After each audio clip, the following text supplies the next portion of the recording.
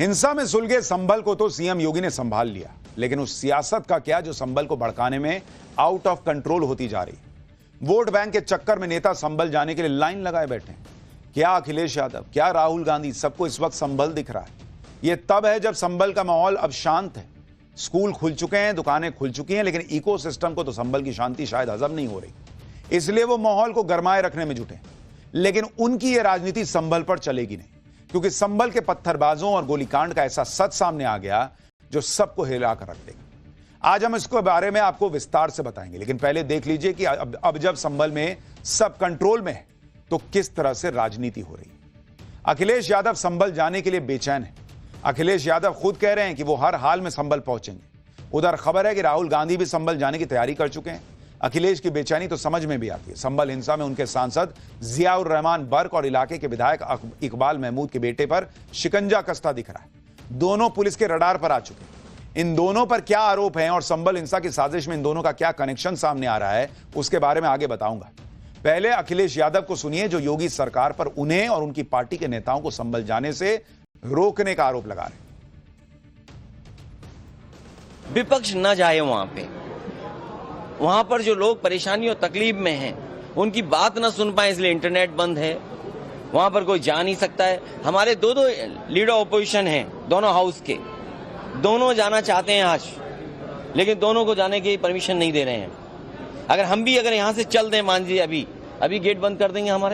हमारे सभी सांसद चाहते हैं कि हम जाएं आज संभल। अगर हम संभल जाने के कहेंगे तो कहेंगे संविधान नहीं मानते, कानून नहीं मानते, सरकार का नहीं मानते। तो ये भारतीय जनता पार्टी के वो लोग हैं जो मन विधान से चलना चाहते हैं, संविधान से नहीं। उधर कांग्रेस ने भी साफ कर दिया कि लोकसभा में नेता विपक्ष राहुल गांधी भी संभल का दौरा करेंगे। इस दौरान वो संभल हिंसा में मारे गए लोगों के परिवार वालों से मुलाकात भी कर सकते हैं, जिनकी मौत के लिए कांग्रेस नेता लगातार यूपी पुलिस को जिम्मेदार ठहरा रहे हैं। कांग्रेस सांसद इमरान मसूद को भी सुनिए एक बार।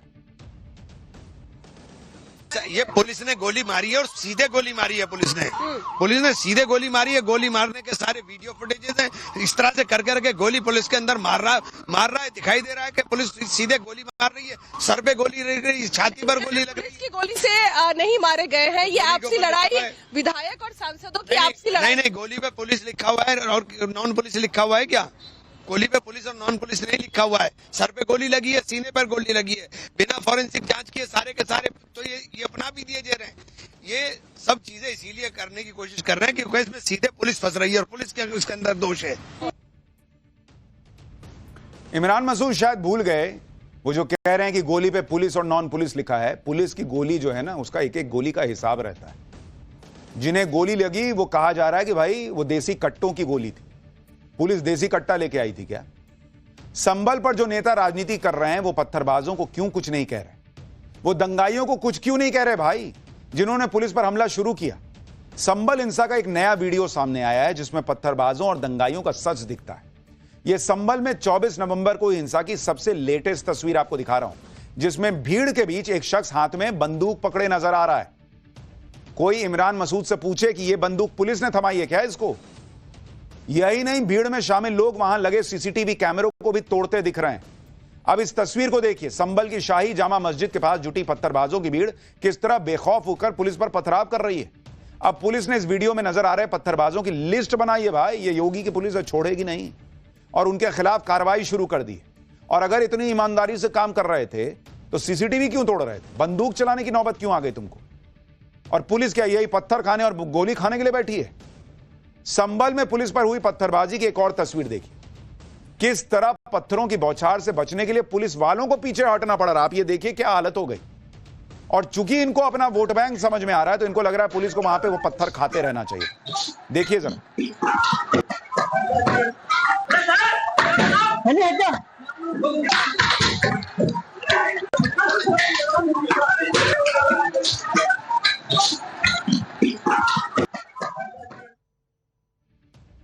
संभल में पत्थरबाजों के बवाल की एक और तस्वीर दिखाता हूं। पुलिस के पहुंचने की जानकारी मिलते ही पत्थरबाजों की भीड़ उन पर टूट पड़ी थी, जिसके बाद पुलिस वाले गलियों में जान बचाकर भागते नजर आए। आप तस्वीर देखिए, पुलिस वालों को भागना पड़ा बॉस, ऐसी हालत शुरू में हो गई थी।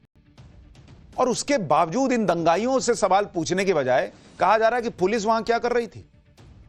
एक और तस्वीर देखिए, दावा किया जा रहा कि यह बवाल होने से ठीक पहले की तस्वीर है। तस्वीर में मस्जिद के पास वाली गली में पत्थरबाजों की भीड़ जुटी हुई नजर आ रही। इसके बाद ही इन पत्थरबाजों ने अलग अलग गलियों में पुलिस के खिलाफ मोर्चा खोल दिया। उसके बाद जो हुआ उसका सच अब धीरे धीरे सामने आ रहा है। इतनी भीड़ अचानक कहां से आ गई भाई? सर्वे टीम पहुंची, कहा जा रहा कि किसी को पता नहीं था सर्वे होना है, तो सर्वे टीम के पहुंचते इतनी भीड़ पहुंच गई, इतने पत्थर पहुंच गए। जब नहीं पता था कि सर्वे होने वाला है, जो कि झूठी बात है, सबको पता था कि फिर सर्वे होगा वहां पर, तो पत्थर पहले से कहां से आ गए भाई? जब पता ही नहीं था कि सर्वे होने वाला है, ओ ये होने वाला है। जैसे जैसे संभल में हुई हिंसा की जांच आगे बढ़ रही है, वैसे वैसे इस हिंसा के पीछे की साजिश पर हैरान करने वाले खुलासे हो रहे हैं। पुलिस ने संभल हिंसा को लेकर 7 अलग अलग एफआईआर दर्ज की। एफआईआर में संभल में भड़की हिंसा को सोची समझी साजिश और प्री प्लान्ड बताया गया है। जो अखिलेश यादव संभल के मामले में इतनी राजनीति कर रहे हैं, खुद उनके सांसद का नाम इस हिंसा में आ रहा है, खुद अखिलेश के विधायक के बेटे का नाम माहौल बिगाड़ने में आ रहा है। एफआईआर में संभल से समाजवादी पार्टी के सांसद जियाउर रहमान बर्क को आरोपी नंबर 1 बनाया गया है, नंबर 1, जबकि इलाके से समाजवादी पार्टी के विधायक के बेटे सुहेल इकबाल को आरोपी नंबर 2 बनाया गया है। इन दोनों के अलावा 2700 से ज्यादा लोगों को भी एफआईआर में आरोपी बनाया गया है। संभल हिंसा को लेकर दर्ज एफआईआर के मुताबिक घटना के दिन मस्जिद में सर्वे रोकने के लिए उपद्रवियों की भीड़ घातक हथियारों से लैस होकर पहुंची थी। एफआईआर में यह भी लिखा गया कि समाजवादी पार्टी के सांसद जियाउर रहमान बर्क ने भड़काऊ बयानबाजी करके भीड़ को उकसाया, जबकि सपा विधायक के बेटे सुहेल इकबाल ने भीड़ से कहा कि मैं तुम्हारे साथ हूं, कुछ नहीं होने दूंगा। इसके बाद भीड़ ने पुलिस की टीम पर धावा बोल दिया। आरोप है कि भीड़ को पुलिस से पिस्तौल, गोलियां और आंसू गैस के गोले छीनने के लिए भी उकसाया गया। एफआईआर के मुताबिक भीड़ में शामिल 40 से 50 लोगों ने हसन, अजीम, सलीम, रिहान, वसीम, अयान का नाम लेकर पुलिस वालों से उनके हथियार छीनने और आग लगाकर मार डालने को कहा, और यह भी कहा गया कि कोई बचकर नहीं जाना चाहिए। एफआईआर के मुताबिक भीड़ ने दरोगा की पिस्टल छीनने की कोशिश की। भीड़ में शामिल लोग पुलिस से 25 गोलियां और 25 रबर बुलेट लूट कर भी ले गए। एफआईआर में आगे बताया गया कि पुलिस के अधिकारियों ने भीड़ को समझाने की कोशिश की, लेकिन भीड़ ने जान से मारने के इरादे से पुलिस पर ईंट और पत्थर फेंकने शुरू किए।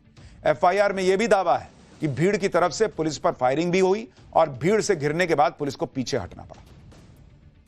अब ऐसे में सवाल है कि इस एफआईआर में समाजवादी पार्टी के लोगों के नाम आ रहे हैं, तो भाई वो तो पूछा जाएगा कि एक दिन पहले यूपी बाइपोल आप हारते हो, कुंदरकी की मुस्लिम बहुल सीट पर भी हारते हो, तो क्या यह सोच समझकर नहीं हुआ कि भाई मुसलमान को यह लगे कि बीजेपी जो है वो हम पर अत्याचार कर रही है, देखो देखो क्या हो रहा है, गोली चल रही है, ये हो रहा है, वो हो रहा है, और फिर मुसलमान का वोट एकजुट हो सके? यह प्रश्न नहीं पूछा जाएगा। समाजवादी पार्टी की राजनीति की पोल कैसे खुल रही है, जिसमें संभल का हमदर्द होने का दिखावा ये लोग कर रहे हैं, जबकि एफआईआर से साफ पता चल रहा है कि पहले लोगों को उकसाया गया, दंगे करवाने का प्रयास हुआ, और जब एक्शन होता है तो उस पर आंसू बहाए जा रहे हैं। लेकिन जिन्होंने भी संभल में हिंसा फैलाई वो बचने वाले नहीं है। एफआईआर दर्ज होने के बाद संभल हिंसा के आरोपियों पर शिकंजा कसना भी शुरू हो गया। अब तक 25 से ज्यादा उपद्रवियों को गिरफ्तार किया जा चुका है। संभल हिंसा को लेकर दर्ज 7 एफआईआर की डिटेल भी सुनी। पहली एफआईआर दरोगा दीपक राठी ने दर्ज करवाई है। सपा सांसद जियाउर रहमान बर्क पर आरोप है, विधायक के बेटे सुहेल इकबाल का नाम है। दूसरा एफआईआर दरोगा शाह फैजल ने दर्ज कराई है। गाड़ियों में आगजनी करने का आरोप है, नामजद अज्ञात आरोपियों की शिकायत है। तीसरी एफआईआर संभल के सीओ अनूप चौधरी ने दर्ज कराई है। उपद्रवियों पर फायरिंग करने का आरोप है। 800 अज्ञात आरोपियों के खिलाफ शिकायत है। चौथी एफआईआर पुलिसकर्मी जगदीश कुमार ने दर्ज करवाई है। मैगजीन और टीयर गैस लूटने का आरोप है। पांचवी एफआईआर एसपी के पीआरओ ने शिकायत की है। पैर में गोली मारने का आरोप है। 150 अज्ञात लोगों पर केस दर्ज है। छठी एफआईआर एसडीएम रमेश बाबू ने दर्ज करवाई है। उनके ऊपर हमला करने का आरोप है। और 7वीं एफआईआर दरोगा विनोद कुमार ने दर्ज कराया है। 6 लोगों के खिलाफ नामजद केस है। भीड़ की घेराबंदी और गाड़ी जलाने का मामला है। संभल हिंसा की इनसाइड स्टोरी क्या है, इसको लेकर एक बड़ा चौंकाने वाला खुलासा भी हुआ है। यूपी सरकार से लेकर पुलिस भी इस थ्योरी पर फोकस कर रही है।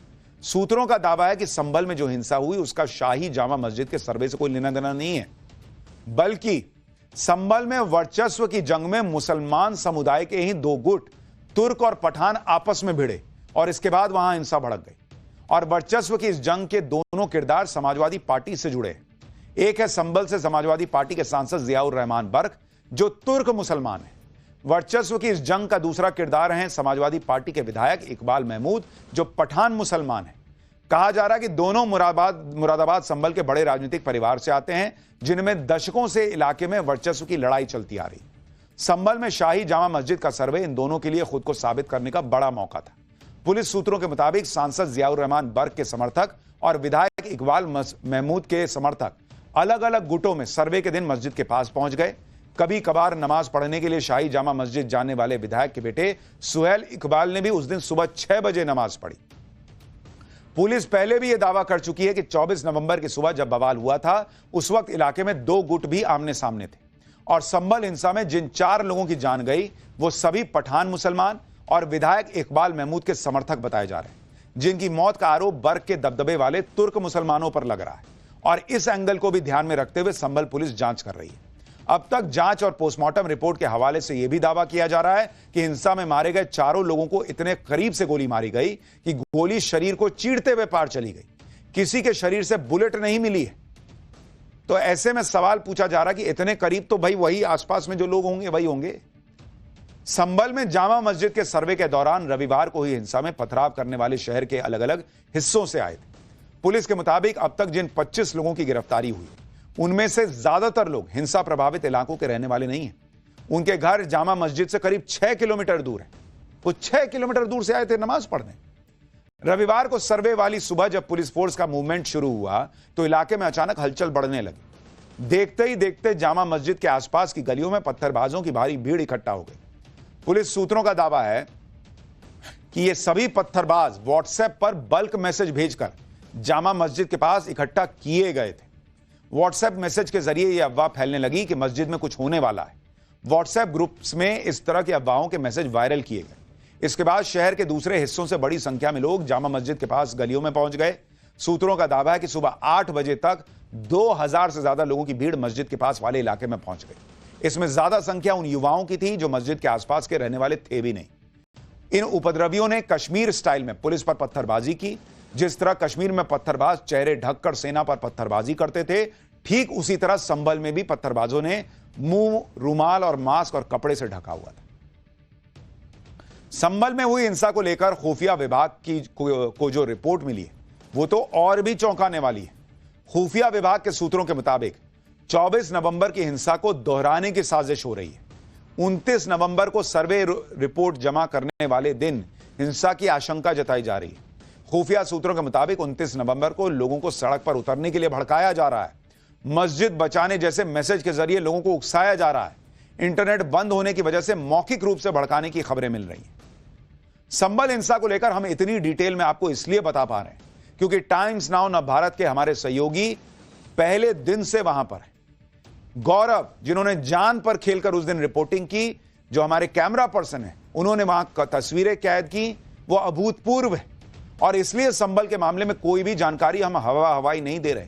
हिंसा वाले दिन से अब तक हमारे सहयोगी अपनी जान को जोखिम में डालकर लगातार ग्राउंड जीरो पर बने हुए हैं। आप देखिए कैसे टाइम्स नाउ नव भारत ने हमारे सहयोगी गौरव